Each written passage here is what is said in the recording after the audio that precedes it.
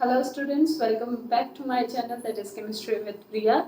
I'm thankful for those students who are watching my video and those who are not watching, I just suggest you that go through the videos. मुझे sure है कि आपको videos अच्छी लगेंगी and आप फिर मेरी videos से पढ़ना स्टार्ट करेंगे. So go through once and those who are watching my video, thank you very much. Share to others also ताकि अदर भी बेनिफिट ले सके. तो आज का जो हमारा लॉ है केमिकल कॉम्बिनेशन का, फोर्थ लॉ है, that is law of reciprocal proportion. तो 3 लॉज हम ऑलरेडी पढ़ चुके हैं. Law of conservation of mass, law of constant composition और डेफिनेट कंपोजिशन और लॉ ऑफ मल्टीपल प्रोपोर्शन. ये 3 लॉज हम लोग पढ़ चुके हैं, उससे रिलेटेड न्यूमेरिकल्स भी पढ़ चुके हैं. आज जो हम फोर्थ लॉ पढ़ने वाले हैं ये है law of reciprocal proportion.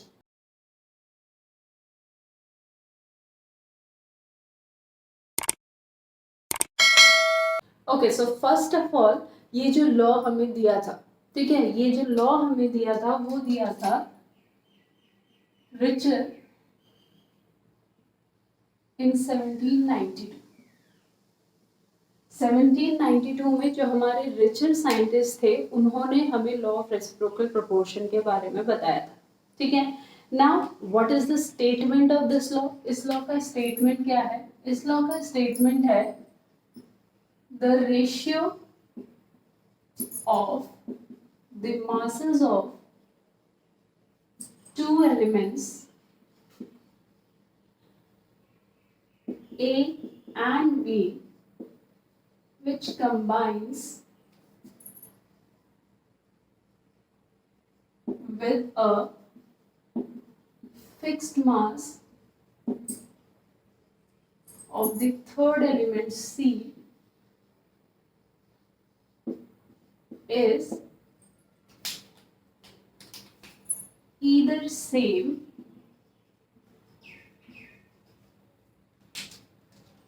or some simple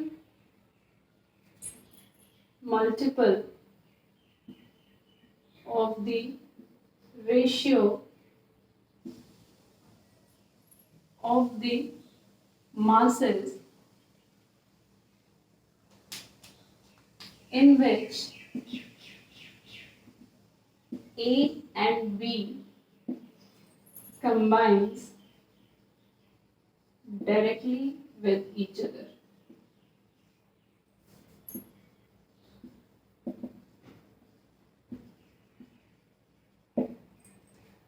This is the statement है, थोड़ा लेंदी है और थोड़ा सा समझना इतना डिफिकल्ट भी नहीं है, little bit. The ratio of the masses of two elements A and B. जो दो एलिमेंट है A and B, ठीक है, दो एलिमेंट है हमारे A and B. The ratio of the masses of two elements. इन दोनों एलिमेंट्स के masses का ratio which combines with a fixed mass of third element C. ये क्या कर रहे हैं? A भी कंबाइन कर रहा है C से, B भी कंबाइन कर रहा है C से. क्लियर? A कंबाइन कर रहा है C से, B कंबाइन कर रहा है C से. तो जब ये दो एलिमेंट इस एलिमेंट के फिक्स्ड मास के साथ कंबाइन करते हैं तो उस समय जो इनके मासेस का रेशियो होता है, ठीक है, सपोज दिस A, क्लियर, ये A आपका x ग्राम C के साथ रिएक्ट कर रहा है और B भी x ग्राम C के साथ रिएक्ट कर रहा है. क्लियर? मान लो y gram of A reacts with x gram of C and z gram of B reacts with x gram of C. तो इनका जो रेशियो होगा मासेस का, y ratio z, clear, y ratio z, वो क्या कह रहा है? इज ईदर सेम, या तो वो सेम होगा, और some simple multiple of the ratio of the masses, या फिर सिंपल मल्टीपल रेशियो होगा इन विच A and B combines directly with each other.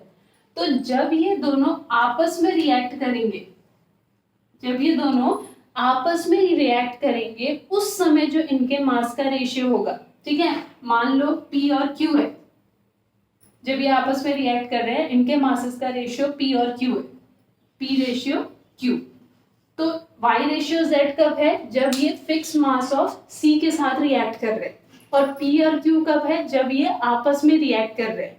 तो लॉ ऑफ रेसिप्रोकल प्रोपोर्शन क्या कहता है कि अगर ऐसा केस आता है तो उस समय क्या होगा, ये जो दो रेशियो हैं Y ratio Z and P ratio Q, या तो ये सेम होंगे या फिर simple multiple of the ratio में प्रेजेंट रहेंगे। या तो ये दोनों एग्जैक्टली क्या रहेंगे, सेम, या फिर सिंपल मल्टीपल रेशियो होगा, 1:2, 3:4, 5:8, इस तरीके का वहां पे रेशियो होगा। So this is law of reciprocal proportion. जब हमारे दो एलिमेंट किसी तीसरे एलिमेंट के फिक्स्ड मास के साथ रिएक्ट करते हैं तो उस समय जो उनके मासेस का रेशियो होता है वो या तो सेम होता है या फिर सिंपल मल्टीपल ऑफ रेशियो होता है, किसके, जब वो दोनों आपस में रिएक्ट करते हैं उस मास के रेशियो के। क्लियर, यानी Y रेशियो Z और P रेशियो Q जो है या तो सेम होगा या फिर simple multiple of the ratio में प्रेजेंट रहेगा। आई होप थोड़ा बहुत समझ में आया हो। एग्जाम्पल लेते हैं। Suppose I have 3 elements, carbon, hydrogen and oxygen. Carbon, hydrogen and oxygen. Clear, carbon reacts with hydrogen to form CH4। Carbon hydrogen के साथ रिएक्ट करके CH4 बना रहा है। Oxygen reacts with hydrogen to form water। Clear, and carbon and oxygen reacts with each other to form carbon dioxide। Clear, तो देखो CH4 की अगर हम बात करें तो इन CH4 12 gram of carbon reacts with 4 gram of hydrogen. ठीक है, in water 16 gram of oxygen reacts with 2 gram of hydrogen. Clear, CH4 में 4 ग्राम हाइड्रोजन के साथ 12 ग्राम कार्बन रिएक्ट कर रहा है, वाटर में 2 ग्राम हाइड्रोजन के साथ 16 ग्राम ऑक्सीजन रिएक्ट कर रहा है। अगर मैं यहाँ पे हाइड्रोजन के मास को फिक्स रख दूं, ठीक है, मान लो मैं 4 ग्राम हाइड्रोजन रख दूं, तो CH4 में तो कोई चेंज नहीं आएगा क्योंकि 4 ग्राम हाइड्रोजन के साथ 12 ग्राम ऑफ कार्बन रिएक्ट कर रहा है। लेकिन यहाँ 2 ग्राम हाइड्रोजन के साथ 16 ग्राम ऑफ ऑक्सीजन रिएक्ट कर रहा है, तो अगर मैं 4 ग्राम ऑफ हाइड्रोजन कर देती हूँ, यानी मैं इसको डबल कर रही हूँ, तो ऑक्सीजन कितना हो जाएगा, 32 ग्राम। ये मेरा कितना हो जाएगा, ये मेरा हो जाएगा 32 का, जब मैं इसको कितना कर दूंगी, 4 ग्राम। Clear, so when carbon and oxygen react separately with the 4 gram of hydrogen, 4 gram of hydrogen के साथ रिएक्ट करेंगे तो कार्बन का मास कितना होगा, 12 रेशियो ऑक्सीजन का मास कितना हो जाएगा, 32। क्लियर, 3:8। ये रेशियो तो कौन सा रेशियो है, when carbon and oxygen react separately with the fixed mass of hydrogen. अब कार्बन और ऑक्सीजन आपस में रिएक्ट करके क्या बना रहे हैं, कार्बन डाइऑक्साइड। अब इनका रेशियो देखें, 12:32, मतलब 3:। आया सेम रेशियो, क्लियर हो। Let us take one more example, एक और एग्जांपल ले लेते हैं। Nitrogen, hydrogen and oxygen. ठीक है, nitrogen reacts with hydrogen to form NH3, that is ammonia. Oxygen reacts with hydrogen to form water, and nitrogen and oxygen reacts to form N2O3, nitrogen trioxide। ये बना रहे, ठीक है। अब देखिए, अगर हम इसकी बात करें, NH3 की अगर हम बात करें, इन NH3 14 gram of nitrogen reacts with 3 gram of hydrogen, and in this 16 gram of oxygen reacts with 2 gram of hydrogen। Clear, अब अगर मैं यहाँ पे हाइड्रोजन का जो मास है उसको 6 ग्राम कर देती हूँ, ठीक है, हाइड्रोजन के मास को मैं क्या कर देती हूँ 6 ग्राम। तो यहाँ पे ये हाइड्रोजन का मास होने के लिए इसको हम किससे मल्टीप्लाई करेंगे, 6 ग्राम होने के लिए 2 से। तो ये अगर 2 से मल्टीप्लाई होगा तो ये भी 2 से मल्टीप्लाई होगा, यानी नाइट्रोजन कितना ग्राम हो जाएगा, 28 gram of nitrogen reacts with 6 gram of hydrogen. और यहाँ पे 6 ग्राम ऑफ हाइड्रोजन होने के लिए इसको मल्टीप्लाई करेंगे 3 से, तो इसको भी मल्टीप्लाई करना होगा 3 से।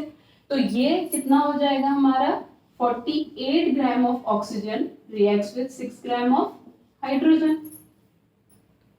क्लियर, यानी with 6 gram of hydrogen nitrogen और ऑक्सीजन का जो रेशियो आएगा वो आएगा 28 रेशियो 48,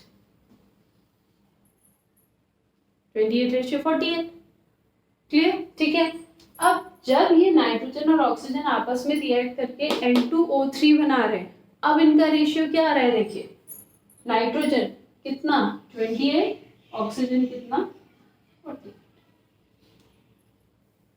आया सेम, जरूरी नहीं है हर टाइम सेम आए, लेकिन सम सिंपल रेशियो आएगा। सेम भी आ सकता है, और अगर सेम नहीं आएगा तो सिंपल रेशियो में वहां पे simple multiple of the ratio वहां पे आएगा। क्लियर, सो जब कोई दो एलिमेंट किसी तीसरे एलिमेंट के फिक्स्ड मास के साथ रिएक्ट करते हैं तो उस समय जो उनके मासेस का रेशियो होता है वो या तो सेम होता है या फिर some simple multiple of the ratio होता है। किसके, जब वो दोनों आपस में रिएक्ट करते हैं उस समय जो उनके मासेस का रेशियो आता है उसके।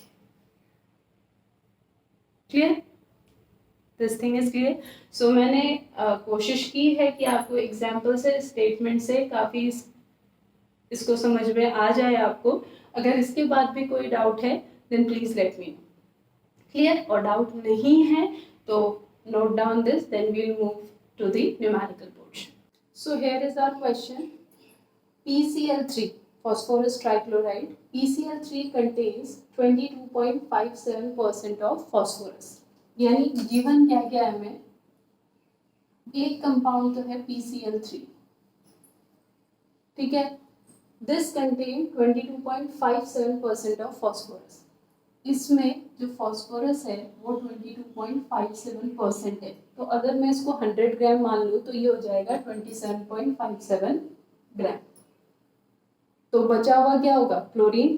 तो क्लोरीन का मास निकालने के लिए मैं क्या करूंगी, 100 minus 22.57, so it becomes 77.43 gram. Clear, PH3 दूसरा कंपाउंड क्या है, PH3, it contains 91.18% of phosphorus. इसमें फॉस्फोरस कितना है 91.18%। तो अगर मैं इसको भी 100 ग्राम मान लूँ तो फॉस्फोरस कितना हो जाएगा 91.18, और हाइड्रोजन कितना आएगा 100 माइनस 91.18, सो H इक्वल्स टू 8.82 ग्राम। ठीक है, फॉस्फोरस 91.18 हो गया और hydrogen 100 minus 91.18 that is 8.82 gram. While HCl gas contain, तीसरा जो कंपाउंड है वो है HCl, it contain 97.23% of chlorine. तो इसमें जो क्लोरीन है वो कितना है 97.23 ग्राम, क्योंकि मैंने HCl को क्या मान लिया कि ये 100 ग्राम है। क्लियर, तो हाइड्रोजन यहाँ पे हो जाएगा हमारा 2.77 ग्राम, जो कैसा आया 100 माइनस 97.23 को करके। अब हमें इस डेटा से प्रूव करना है लॉ ऑफ रेसिप्रोकल प्रोपोर्शन। तो पहली बात तो यहाँ पे 3 एलिमेंट है, फॉस्फोरस, हाइड्रोजन एंड क्लोरीन।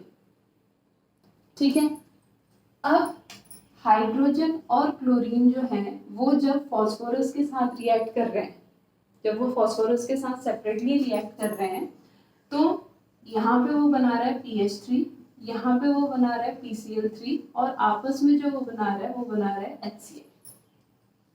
ठीक है, अब उसके लिए देखो बेटा क्या करेंगे, पहले हम लेते हैं PCl3।